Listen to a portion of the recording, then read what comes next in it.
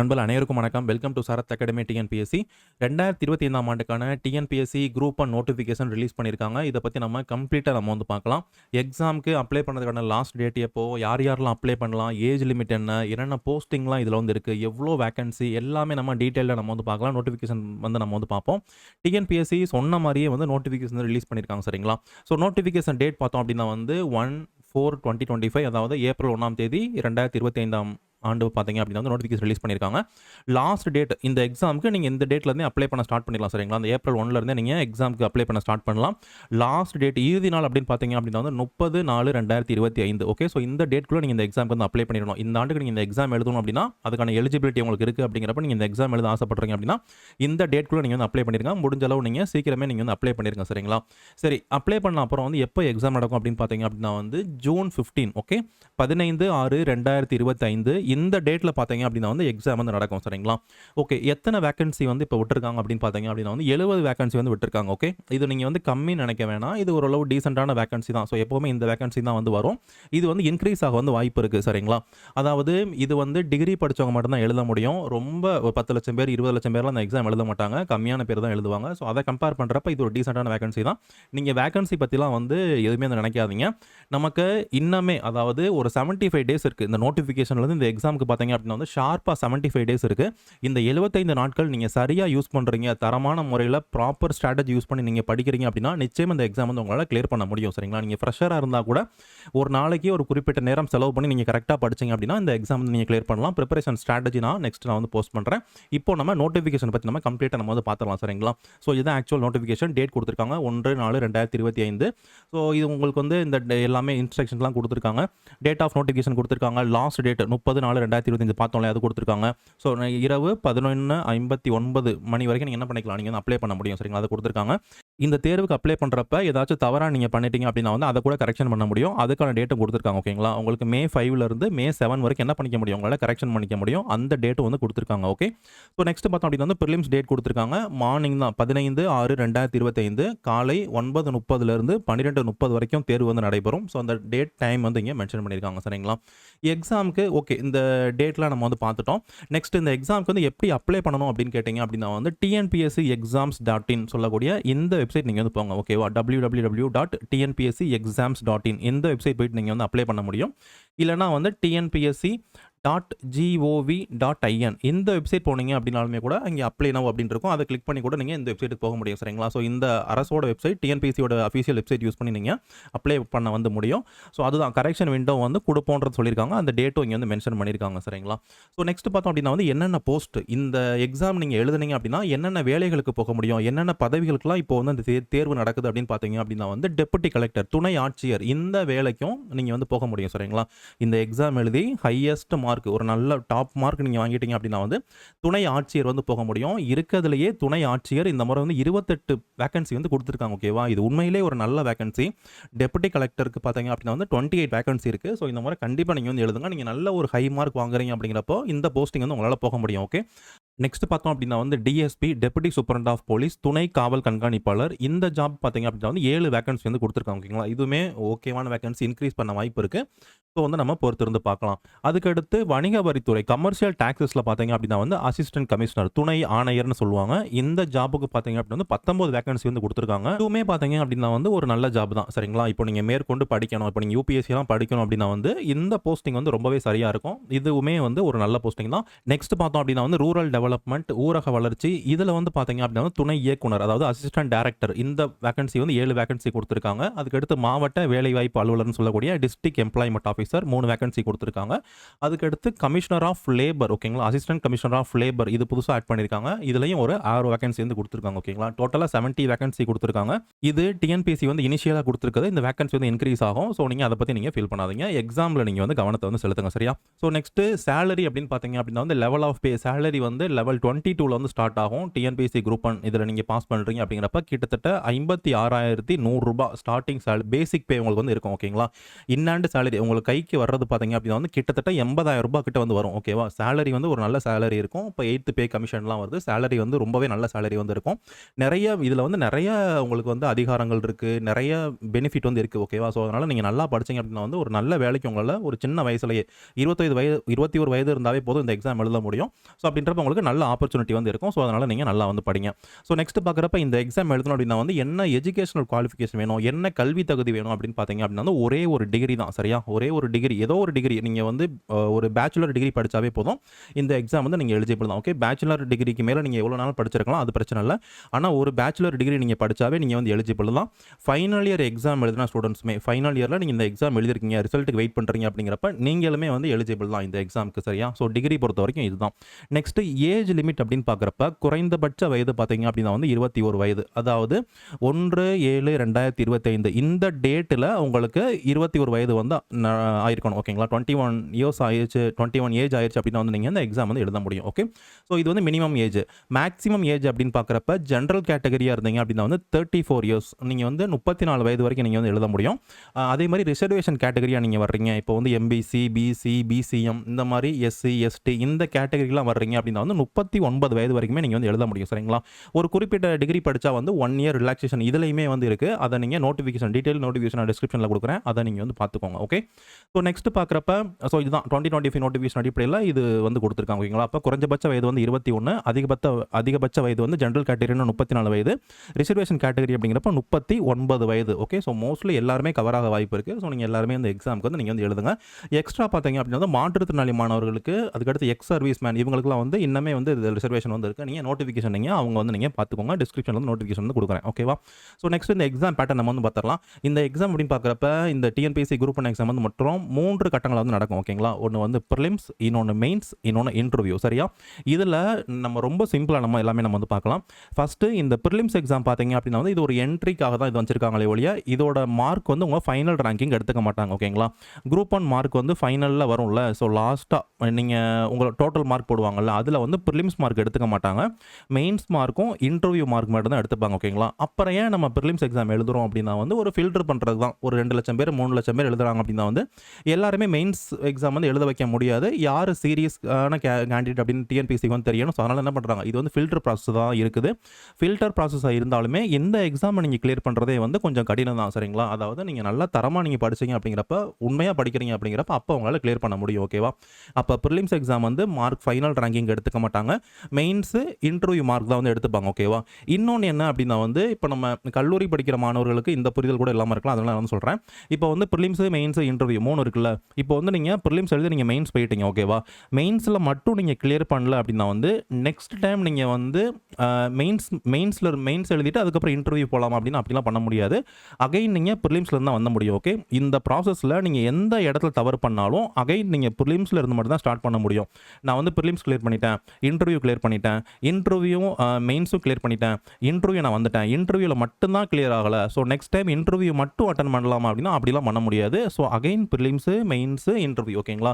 நீங்கள் இந்த இடத்துல இது பரமபதம் மாதிரி தான். எந்த இடத்துல மிஸ் பண்ணாலும் ப்ரிலிம்ஸுக்கு வந்து வருவீங்க. ஓகே. ஆனால் இது நம்ம கரெக்டான ஸ்ட்ராட்டஜி யூஸ் பண்ணி ப்ரிலிம்ஸுக்கு ஒரு மாதிரி நம்மளுடைய தகுதியை நம்ம வந்து வளர்த்துக்கணும். ஓகேங்களா? ஒரு சில குவாலிஃபிகேஷன் தேவை, மெயின்ஸுக்கு ஒரு மாதிரி தேவை, இன்டர்வியூக்கு வேறு மாதிரி தேவை. ஓகே. ஸோ அதை நம்ம டெவலப் பண்ணுறோம் அப்படிங்கிறப்ப ரொம்ப சுலபமாகவே இந்த தேர்வு வந்து நம்மளால் கிளியர் பண்ண வந்து முடியும். ஓகே. ஸோ நெக்ஸ்ட்டு இதில் வந்து ஒவ்வொரு கட்டங்களாக நம்ம வந்து பார்க்கலாம். முதல்ல நம்ம இந்த ப்ரிலிம்ஸ் எக்ஸாம் பற்றி நம்ம வந்து பார்க்கலாம். இந்த தேர்வு என்ன மாதிரி இருக்கும் அப்படின்னு பார்ப்போம். அதுக்கப்புறம் மெயின்ஸ் பற்றி பார்ப்போம். அதுக்கப்புறம் இன்டர்வியூ பற்றி பார்க்கலாம். ஓகே. ஸோ ஃபஸ்ட்டு ப்ரிலிம்ஸ் எக்ஸாமில் எத்தனை பேப்பர் இருக்கும் அதெல்லாம் நம்ம வந்து பார்க்கலாம். இந்த ப்ரிலிம்ஸ் பொறுத்த வரைக்கும் பார்த்தீங்க அப்படின்னா வந்து ஒரே பேப்பர் தான். ஜென்ரல் ஸ்டடீஸ்னு சொல்லக்கூடிய இந்த ஒரே தாள் தான் இருக்கும். 200 கேள்வி கேட்பாங்க. உங்களுக்கு வந்து 300 மதிப்பெண்களுக்கு வந்து இருக்கும். சரியா? சிம்பிளாக சொல்லணும் அப்படின்னா இந்த 200 கேள்விகளில் ஒரு 150 கேள்விகளுக்கு மேலே நீங்கள் போட்டிங்கன்னா 150 இல்லைனா வந்து ஒரு 160 நீங்கள் வந்து எய்ம் பண்ணலாம். ஓகேவா? இந்த 150 இல்லைனா அது கட் ஆஃப் பொறுத்து வந்து மாறுபடும். இந்த கேள்விகள் நீங்கள் போட்டீங்க அப்படின்னா வந்து கண்டிப்பாக இந்த எக்ஸாம் வந்து கிளியர் பண்ண முடியும். ஓகேவா? 200 கேள்விகளில் 50 கேள்வி நீங்கள் தப்பாக போட்டுடலாம், ஒன்றும் பிரச்சனை இல்லை. இதில் வந்து 150 கொஸ்டின்ஸ் நீங்கள் சரியாக போட்டாவே என்ன பண்ண முடியும், உங்களால் இந்த தேர்வு வந்து கிளியர் பண்ண முடியும். ஓகே. கட் ஆஃப் பொறுத்த வரைக்கும் 150 ஆர் 160 அது வந்து அந்த காம்படிஷன் பொறுத்து வந்து மாறுபடும். நீங்கள் 160 கூட நீங்கள் வந்து எய்ம் பண்ணலாம். சரியா? இந்த ப்ரிலிம்ஸ் எக்ஸாம் பொறுத்த வரைக்கும் 3 மணி நேரம் வந்து நடைபெறும். அதான் பார்த்தோம்ல உங்களுக்கு வந்து 15, 6, 2025 பார்த்தீங்க அப்படின்னா வந்து காலை 9:30 உங்களுக்கு வந்து 12:30 வரைக்கும் பார்த்தீங்க அப்படின்னா வந்து இந்த எக்ஸாம் வந்து நடக்கும். ஓகேவா? 3 ஹவர்ஸ் இந்த எக்ஸாம் வந்து நடக்கும். கேள்வித்தாள் பொறுத்த வரைக்கும் உங்களுக்கு தமிழ்லையும் கொஸ்டின் இருக்கும். அதே கொஸ்டின் இங்கிலீஷ்லையுமே இருக்கும். ஆங்கிலத்திலையும் வந்து இருக்கும். சரியா? அதனால கேள்வித்தாள் பொறுத்தோ நீங்கள் படிக்கிற மெத்தட் பொறுத்தோ நீங்கள் வந்து ஃபீல் பண்ண வேண்டியதில்ல. 2 மொழியிலையுமே வந்து கேள்வித்தாள் வந்து இருக்கும். டிஎன்பிஎஸ்சி குரூப் 1 பொறுத்த வரைக்கும் இப்போ நம்ம வந்து முழுக்க நீங்கள் தமிழ்லே எழுதலாம். ப்ரிலிம்ஸ் தமிழ்லே எழுதலாம். நீங்கள் மெயின்ஸும் தமிழ்லே பண்ணலாம். இன்டர்வியூ நீங்கள் என்ன பண்ணலாம்? தமிழ்லே பண்ணலாம். ஆங்கிலம் உங்களுக்கு இந்த எக்ஸாம் பொறுத்த வரைக்கும் எந்த இடத்துல தேவையே படாது. சரிங்களா? நீங்கள் நான் தமிழ்லே இந்த எக்ஸாம் எழுத கிளியர் பண்ண ஆசைப்படுறேன் அப்படின்னா ஒட்டுமொத்த ப்ராசஸும் நீங்கள் தமிழ்லே வந்து பண்ண முடியும். சரியா? ஸோ அதையும் நீங்கள் பார்த்துக்கோங்க. ஸோ அதுக்கடுத்து அதுதான் நான் சொன்னபடி இந்த ப்ரிலிம்ஸ் இந்த முதல்நிலை தேர்வோட மதிப்பெண்கள் வந்து இறுதி பட்டியலில் வந்து எடுத்துக்க மாட்டாங்க. ஃபைனல் ரேங்கிங் எடுத்துக்க மாட்டாங்க. இது வந்து ஒரு நம்மளுக்கு வந்து பார்த்தீங்கன்னா ஒரு ஸ்க்ரீனிங் டெஸ்ட் மாதிரி தான். ஓகேவா? ஸோ அதை வந்து நீங்கள் பார்த்துக்கோங்க. ஸோ அதுதான் இந்த ப்ரிலிம்ஸ் பொறுத்த வரைக்கும் அவங்க மொத்தம் வந்து 200 கேள்வி கேட்பாங்கன்னு பார்த்தோமா? ப்ரிலிம்ஸில் 200 கேள்வி கேட்பாங்க. 175 கேள்வி பார்த்தீங்க அப்படின்னா வந்து ஜென்ரல் ஸ்டடீஸ் பொது அறிவு தலைப்புகள்ல இருந்து கேட்பாங்க. 25 கேள்வி பார்த்தீங்க அப்படின்னா வந்து கணிதத்திலேருந்து கேட்பாங்க. சரிங்களா? ஸோ இதை நீங்கள் பார்த்துக்கோங்க. ப்ரிலிம்ஸில் மொத்தம் 200 கேள்வி கேட்குறாங்க. 175 கேள்வி நமக்கு பொது அறிவு தலைப்புகள்ல இருந்து கேட்பாங்க. அது என்னென்ன தலைப்புன்னு இப்போ நம்ம பார்ப்போம், அடுத்து பார்ப்போம். அதுக்கடுத்து 25 கேள்வி பார்த்தீங்க அப்படின்னா வந்து கணிதத்திலேருந்து கேட்பாங்க. சரிங்களா? அப்போ 200 கேள்வி, ஒரு கேள்விக்கு வந்து 1.5 மதிப்பெண்கள் 1.5 மார்க்கு. ஸோ நமக்கு மொத்தம் வந்து 300 மதிப்பெண்கள். சரிங்களா? ஸோ இதை நீங்கள் பார்த்துக்கோங்க. அப்போ நமக்கு என்னென்ன தலைப்புகள்லேருந்து கேள்வி கேட்பாங்கன்ற பார்க்கலாம். இந்த ப்ரிலிம்ஸில் பொது அறிவு தாள் பார்த்தீங்க அப்படின்னா வந்து ஜென்ரல் சயின்ஸ் பொது அறிவியல்லேருந்து கேள்வி கேட்பாங்க. ஜியாகிரஃபி இந்திய புவியியல்லேருந்து கேள்வி கேட்பாங்க. வரலாறு ஹிஸ்ட்ரியிலேருந்து கேள்வி கேட்பாங்க. இந்திய தேசிய இயக்கம் இந்தியன் நேஷனல் மூமெண்ட்லேருந்து கேள்வி கேட்குறாங்க. இந்திய அரசியல் அமைப்புலேருந்து கேள்வி கேட்பாங்க. இந்திய பொருளாதாரம்லேருந்து கேள்வி கேட்பாங்க. அதுக்கடுத்து பார்த்தீங்க அப்படின்னா தமிழ்நாடு வரலாறு கலாச்சாரம் பண்பாடு இந்த தலைப்புகள்லேருந்து கேள்வி கேட்பாங்க. சரிங்களா?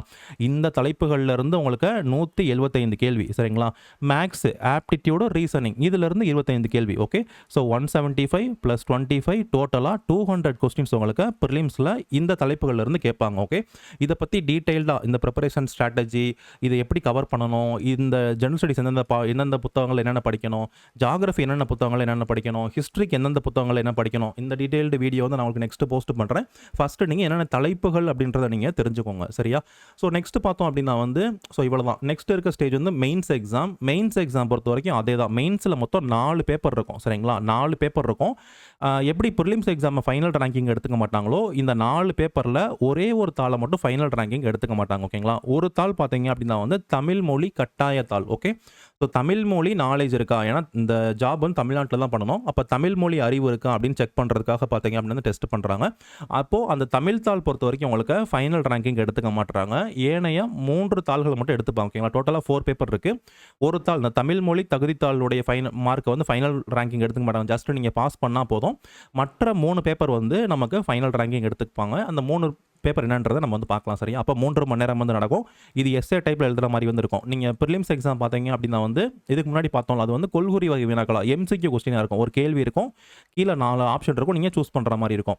ஆனால் இந்த மெயின்ஸ் எக்ஸாம் பொறுத்த வரைக்கும் ஒரு எஸ்ஏ டைப்பில் நம்ம எழுதுகிற மாதிரி வந்து இருக்கும். சரிங்களா? இந்த மெயின்ஸ் எக்ஸாமில் மொத்தம் 4 தாள்கள் இருக்கும்னு தெரிஞ்சுக்கோங்க. அதில் 3 தாள் மட்டும்தான் வந்து என்ன பண்ணுவாங்க, ஃபைனல் ரேங்கிங் எடுத்துப்பாங்க. அந்த கட்டாய தமிழ் தாள் ஃபைனல் ரேங்கிங் எடுத்துக்க மாட்டாங்க. சரிங்களா? ஓகே. ஸோ இப்போ அது என்னென்ன தாள் அப்படின்னு பார்க்கலாம். அப்போது இந்த கட்டாய தமிழ் மொழித்தாள் இதை நீங்கள் ஜஸ்ட்டு பாஸ் பண்ணால் போதும், ஃபைனல் ரேங்கிங்க்கு எடுத்துக்க மாட்டாங்க. சரியா? அதுக்கடுத்து ஏனைய 3 பேப்பர் இதுதான் வந்து இந்த பேப்பர் 2 ரேங்கிங் எடுத்துப்பாங்க. பேப்பர் 3 ரேங்கிங் எடுத்துப்பாங்க ஃபைனல் ரேங்கிங்க்கு. பேப்பர் 4ம் நமக்கு ஃபைனல் ரேங்கிங் வந்து எடுத்துப்பாங்க. ஓகே. ஸோ இந்த ஒவ்வொரு பேப்பர்லையும் என்னென்ன தலைப்புகள்லேருந்து கேள்வி கேட்குறாங்க அப்படின்றத நீங்கள் வந்து இங்கே வந்து பாருங்கள். உங்களுக்கு வந்து மாடர்ன் ஹிஸ்ட்ரி இந்திய நவீனகால வரலாறு, அதுக்கடுத்து தமிழகத்தில் இருக்கக்கூடிய ஒரு சமூக பிரச்சனைகள் சோசியல் இஷ்யூஸ், அதுக்கடுத்து நேர்மை சார்ந்த கேள்விகள் எத்திக்ஸ் அண்ட் இன்டெகிரிட்டின்னு சொல்லக்கூடிய அறவியல் மற்றும் நேர்மைன்னு சொல்லக்கூடிய இந்த தலைப்பு, இந்த 3 தலைப்புலேருந்து இந்த பேப்பர் 2ல் வந்து கேள்வி கேட்பாங்க. சரிங்களா? மொத்தம் 250 மதிப்பெண்களுக்கு உங்களுக்கு வந்து கேள்வி கேட்பாங்க. 250 மார்க் வந்து இருக்கும். ஓகே. அந்த 3 தலைப்புலேருந்து பேப்பர் 2ல் கேள்வி கேட்பாங்க. சரியா? அதுக்கடுத்து பேப்பர் 3 இந்த பேப்பர் 3 பொறுத்த வரைக்கும் இந்தியன் பாலிட்டி அரசியலமைப்பு சார்ந்த கேள்வி கேட்பாங்க. அதுக்கடுத்து அறிவியல் தொழில்நுட்பம் சயின்ஸ் அண்ட் டெக்னாலஜி சார்ந்த கேள்வி கேட்பாங்க. தமிழ் சமூகம் சார்ந்த கேள்வி வந்து கேட்பாங்க. சரிங்களா? தமிழ் சொசைட்டி சார்ந்த கேள்வி கேட்பாங்க. இதுவும் உங்களுக்கு இந்த 3 தலைப்புகள்லேருந்து 250 மதிப்பெண்களுக்கு உங்களுக்கு கேள்வி கேட்பாங்க. சரிங்களா? அதுக்கடுத்து பேப்பர் 4 உங்களுக்கு வந்து ஜியாகிரஃபி புவியியல்லேருந்து கேள்வி கேட்பாங்க. சுற்றுச்சூழலேருந்து கேள்வி கேட்பாங்க. இந்திய பொருளாதாரத்துலேருந்து உங்களுக்கு கேள்வி கேட்பாங்க. சரியா? அப்போது இந்த பேப்பரில் ஒரு 250 மார்க்கு, இந்த தலைப்புகள் இந்த பேப்பரில் ஒரு 250 மதிப்பெண்கள், இந்த பேப்பர் 4 இந்த இந்த தாள்லையும் உங்களுக்கு 250 மதிப்பெண்கள் சரிங்களா. அப்போ டோட்டலாக மெயின்ஸ் எக்ஸாம் 750 மதிப்பெண்கள். ஓகே, 750 மார்க்ஸுக்கு நமக்கு கொஸ்டின்ஸ் கேட்பாங்க.